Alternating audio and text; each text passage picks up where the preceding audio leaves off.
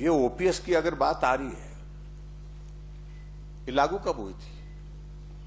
2003 में लागू हुई थी, और 2003 में लागू हुई थी तो उस वक्त हम तो सत्ता में थे नहीं। जिनका ये जिक्र करते थकते नहीं है, जो हिमाचल प्रदेश में 6 बार मुख्यमंत्री रहे, उनका हमेशा जिक्र होता है। उस वक्त वीरभद्र सिंह जी सत्ता में थे, बतौर मुख्यमंत्री। उनने पूरे देश भर में संभवतः पहला राज्य है हिमाचल प्रदेश जिसने ओपीएस को लागू करने के लिए सारी शर्तों को स्वीकार किया। और आज वही दल कह रहा है कि ओपीएस लागू करो। इनके ही नेता जिसके प्रति अपनी बात कहते हैं कि हम बड़ा सम्मान करते हैं, बड़ा आदर करते हैं, उनकी भावना उस वक्त रही थी, उन भावनाओं का सम्मान आज की तारीख में जब रहे नहीं आज इस दुनिया में, तो उनको समाप्त करना चाहिए क्या? और पूरे प्रदेश भर में जिस प्रकार से इस आज की ओपीएस के इस कॉल को दिया गया है, जो एनपीएस के जो हमारे जितने भी लोग आए हैं, जिनको बुला करके रखा है, उसमें भी सीपीएम और कांग्रेस के जो विचारधारा के जो करीब के लोग हैं, जो कर्मचारी के नाते जो है अपनी दायित्व की जिम्मेवारी कम निभाते हैं और ज्यादा काम यही करते हैं जो करने के लिए आए हैं। वही लोग आज निकले हुए हैं इस काम के लिए। हमने पिछले कल भी कहा कि आंदोलन करने की आवश्यकता नहीं है। आप अपना प्रस्ताव रखिए, प्रस्ताव अपनी बात रखिए, और बात में जो आपको कहना आप कहिए, और उसके पश्चात सरकार पर छोड़ दीजिए। सरकार ऐसी परिस्थिति में हम लागू करने की स्थिति में होंगे या नहीं होंगे, उस निर्णय को सरकार के ऊपर छोड़ दीजिए।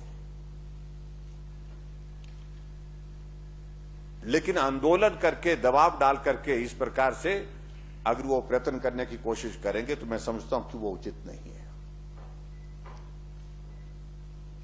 और इस सत्ता को हासिल करने के लिए जिस हद तक ये कांग्रेस के लोग चले गए हैं, कहीं भी आग लगा दो, किसी को भी भड़काते रहो, किसी के, उनको मालूम होना चाहिए पूरा विश्व आज कोविड के इस दौर में जाते जाते गुजरते हुए यहां पर इस परिस्थिति में पहुंचा हुआ, आर्थिक दृष्टि से जहां बहुत सारी चीजों में कठिनाई है। जिस राजस्थान में इन्होंने घोषणा की है, वहां आज की तारीख में जो हालात है, आर्थिक हालात वहां उस प्रदेश के हैं, उस प्रदेश में भी लागू करना कितना व्यवहारिक हो पाएगा, संभव हो पाएगा, ये नहीं हो पाएगा, ये बहुत बड़ा प्रश्न चिन्ह है। और उनको इस बात को समझना चाहिए, बात कही है लेकिन उसके बावजूद लागू कब होगा वहां पर और कैसे लागू होगा, ये एक बड़ा सवाल अपने आप में खड़ा हुआ है वहां पर। मैं इस बात से सहमत हूं, कर्मचारियों की एक बहुत महत्वपूर्ण भूमिका है प्रदेश के विकास के लिए, वो उस भूमिका को निभाए। और ऐसे राजनीतिक दल के साथ जुड़ करके इन सारी चीजों को करने का मैं समझता हूं कि वो तरीका उचित नहीं है। जहां तक ये बात कह रहे हैं कि आपने ये लगा दे दिए, कानून लगा दिए, सख्ती कर दी, नो वर्क नो पे लागू कर दिया, 20 बार लगाया इन लोगों ने अपनी सरकार में होते हुए, कई बार लगाया हुआ है। और उसी तरह से अगर हमने भी इस बात के लिए कहा है कि भाई इसके लिए आंदोलन करने की जरूरत नहीं है, अपनी बात कहिए। और हमने पहले भी कह दिया है कि पिछले कल भी मैंने घोषणा कर दी है कि हमने इस सारे मामले को लेकर के कमेटी गठित की है चीफ सेक्रेटरी की अध्यक्षता में। तो कमेटी इस सारे मामले को एग्जामिन करेगी, और एग्जामिन करने के बाद हमारे वित्तीय संसाधन क्या, उसमें व्यवहारिक रूप से हम इसको क्या सोच सकते हैं, इन सारी चीजों को सोचने के बाद हम अगला कुछ निर्णय कर सकते हैं। लेकिन इस प्रकार से राजनीतिक मकसद के साथ ही यहां हमेशा बात करते रहना, बात करके जो है वो जो कर्मचारियों को और दूसरे अलग अलग वर्गों को भड़काते रहना, कि मैं समझता हूं उचित नहीं है। राजनीति एक सीमा तक होनी चाहिए। कुछ जगह इस राजनीति से ऊपर उठ करके भी प्रदेश हित में काम करने की जरूरत है। और आज कह रहे हैं कि हम आज ही घोषणा कर रहे हैं कि हम लागू करेंगे।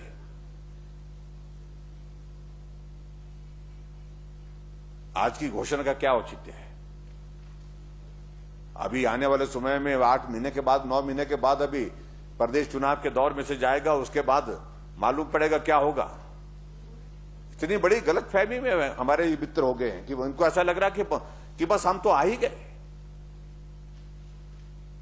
अध्यक्ष महोदय, मैं इतना ही कहना चाह रहा हूं, जो भी आंदोलन करने के लिए कर्मचारी भाई है बहनें यहां आई हैं, वो सौहार्दपूर्ण वातावरण में अपनी बात कहें और उसके बाद अपनी कोई बात सरकार तक पहुंचानी है, उसके लिए उचित माध्यम उनके पास उपलब्ध है।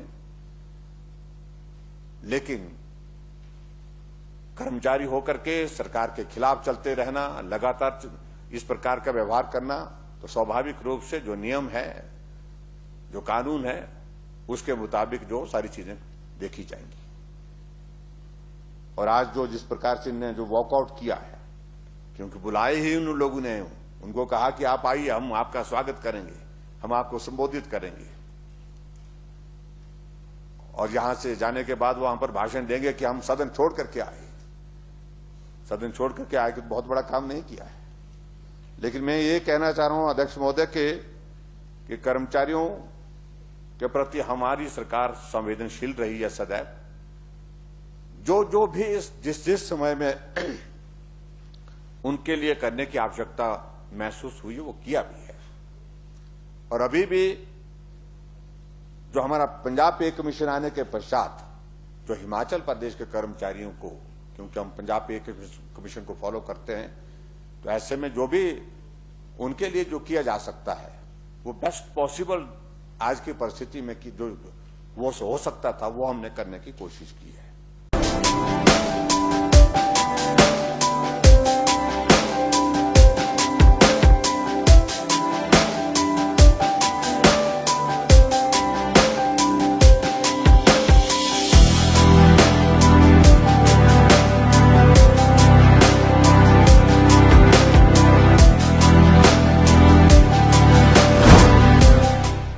भूषण ज्वेलर्स, अनमोल रिश्तों के लिए।